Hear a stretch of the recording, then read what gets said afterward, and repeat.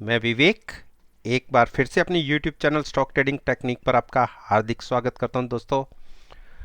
आज का trading session भी अच्छा वॉलेटाइल रहा। अच्छी मूवमेंट देखने को मिली हमें, तकरीबन ये कह सकते हैं ऊपर भी गए नीचे भी माइनस में गए और फिर पॉजिटिव क्लोज हुए। दोनों तरफ की मूव्स के बाद अगर आप मेरी वीडियो के साथ आज के ट्रेडिंग सेशन को कंपेयर करेंगे तो रिजल्ट्स आपके हाथ में होंगे और बहुत अच्छे रिजल्ट्स आपको देखने को मिलेंगे। देखिए, अब 24 तारीख के लिए, मैं 24 नवंबर की बात कर रहा हूं, निफ्टी इंडेक्स के इन 10 शेयर्स में क्या पॉसिबिलिटी बनती है, चलिए एक बार उसको फिर से डिस्कस करते हैं।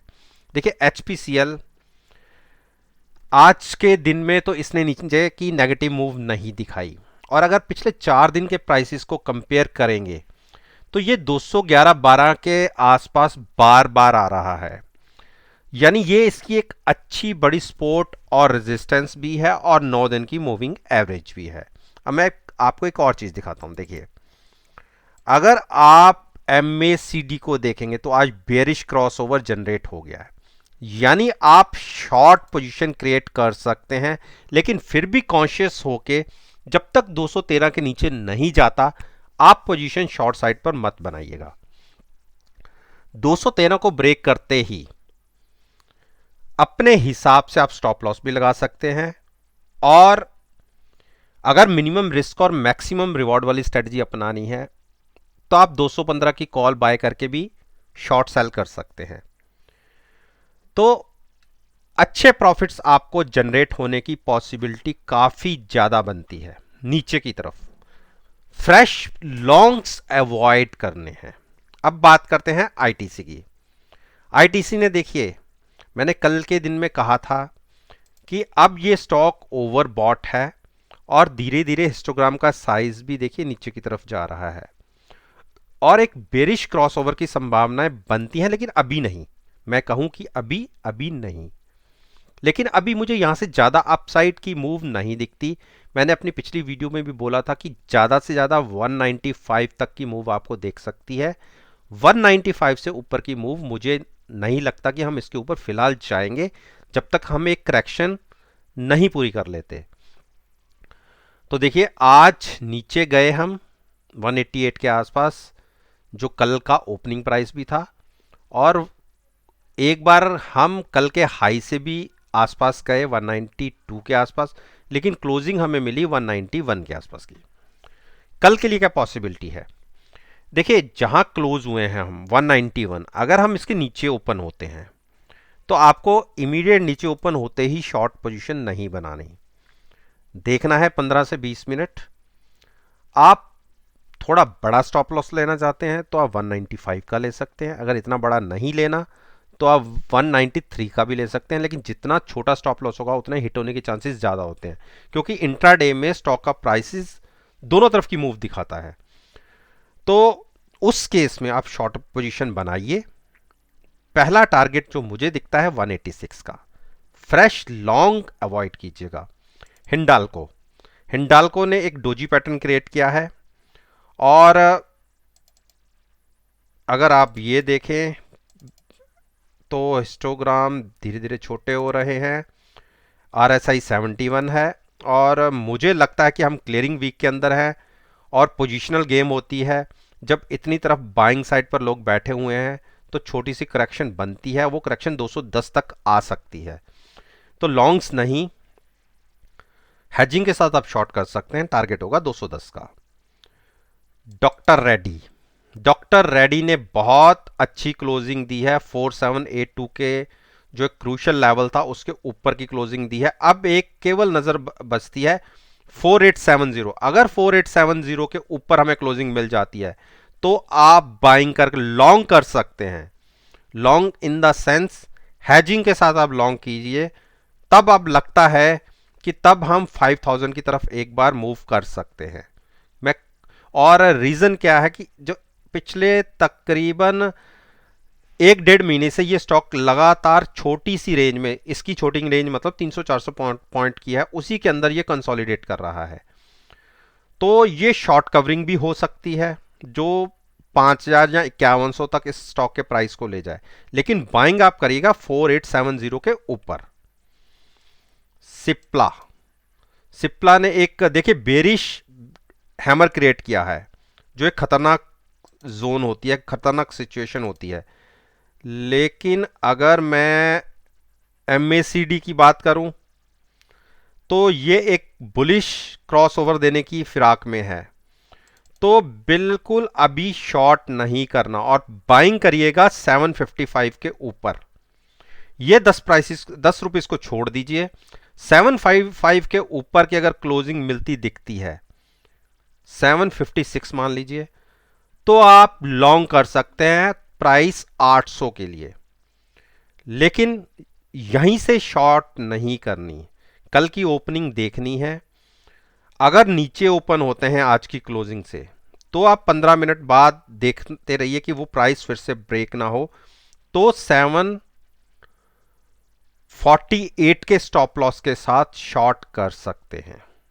प्राइस 740 के आसपास तक जाए उसके बाद ही शॉर्ट करनी है। भारती इंफ्राटेल देखिए ऊपर जाके एक बुलिश हैमर बना है, मैं इसको कैंडल जरूर रेड कलर की आपको दिख रही है, लेकिन ये बुलिश हैमर है। मुझे लगता है कि प्राइस 227 तक टच कर सकता है कल के सेशन में। हाँ, RSI जरूर 76 है, इसको नजरअंदाज नहीं कर सकते, लेकिन अगर कल हम फिर से ऊपर ओपन होते हैं तो टारगेट होगा 227 का, स्टॉप लॉस होगा 218 का।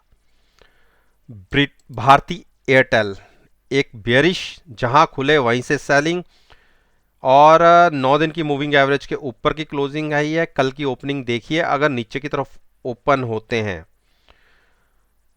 अगर 465 एक ऐसा क्रूशियल स्पॉट है, यहां से मैं 12 पॉइंट नीचे की बात कर रहा हूं, स्टॉक अगर उसके नीचे चला गया, सेफर साइड और 460 लगा लीजिए।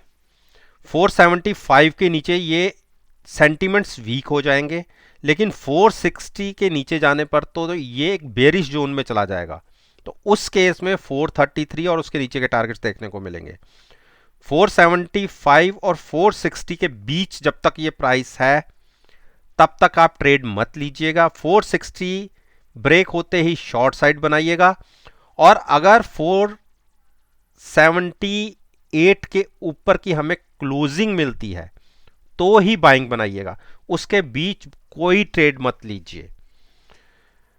अब बात करते हैं ब्रिटेनिया,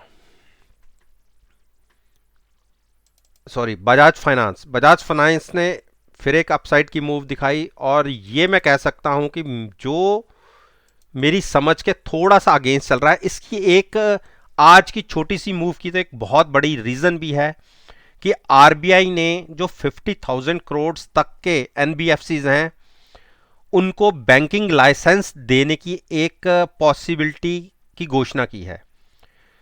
उसमें 10 साल का पिछला रिकॉर्ड उनका देखा जाएगा, तो उस कैटेगरी में L&T, बजाज फाइनेंस और कुछ इक्वाटास हो गया, ऐसे कुछ NBFCs हैं जिनकी बैंकिंग सेक्टर में जाने की पॉसिबिलिटीज बढ़ जाती हैं। तो ये एक रिएक्शन दिखा, इस वजह से इसमें थोड़ी सी बाइंग देखने को मिली। तो मैं जबकि एक करेक्शन की उम्मीद किए बैठा हूं, 82-83 की RSI है, तो मेरे हिसाब से एक बार प्राइस 4450 तक आना चाहिए। आप कॉल बाय करके भी फ्यूचर सेल करके एक शॉर्ट साइड की पोजीशन बना सकते हैं। मिनिमम रिस्क और मैक्सिमम रिवॉर्ड की स्ट्रेटजी होगी। अब हम बात करें अरविंदो फार्मा। अरविंदा फार्मा ने एक के बाद दूसरी अपसाइड की मूव दिखाई है, और बुलिश है, स्टॉक बुलिश टेरिटरी में है, लेकिन एक बेरिश की तरफ की एक पॉसिबिलिटी बन रही है, तो ज़्यादा बुलिश नहीं होना। 830 ब्रेक कर देते हैं तो सेंटिमेंट्स वीक हो जाएंगे, तो 810 के नीचे तो ये बहुत ही नेगेटिव टेरिटरी में चला जाएगा। तो 830 के बाद अगर बिल्कुल बाइंग नहीं बनती, मतलब 830 अगर नीचे की तरफ ब्रेक करता है तो बाइंग बिल्कुल नहीं करना। तो जब तक 830 के ऊपर बना हुआ है आप स्टॉप लॉस लेके बाइंग की स्ट्रेटजी कर सकते हैं, लेकिन मैं अवॉइड करूंगा 82-83 की RSI के ऊपर। मैं यहां पर बाइंग में कोई पोजीशन क्रिएट नहीं करूंगा। हां, शॉर्ट पोजीशन जरूर क्रिएट करूंगा 830 के नीचे जाने पर।